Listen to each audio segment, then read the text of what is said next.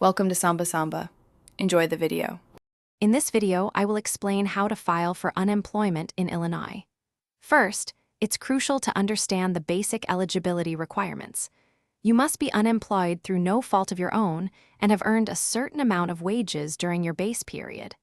Additionally, you need to be able and available for full-time work. To ensure a smooth process and avoid any delays in receiving benefits, it is highly recommended to file your claim within the first week of becoming unemployed. Before you begin your application, you'll need to gather several important pieces of information.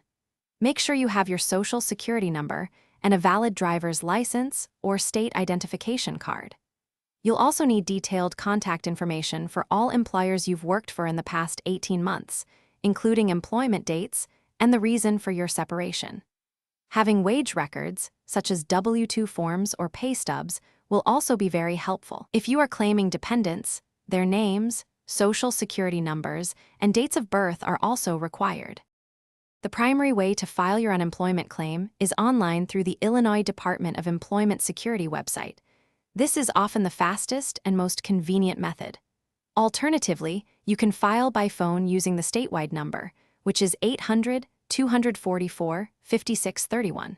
A critical step is to register with IllinoisJobLink.com, as this is a legal requirement for most applicants. Finally, you will select how you wish to receive your benefits, with direct deposit being the encouraged option. After filing your initial claim, you should receive a UI finding letter in the mail within 7 to 10 days, outlining your weekly benefit amount. A crucial ongoing step is to certify your benefits every 2 weeks, which you can do online or by calling Teleserve at 312-338-4337.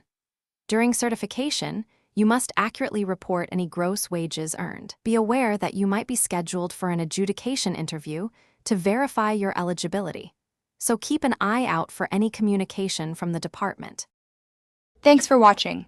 Consider subscribing if we helped you.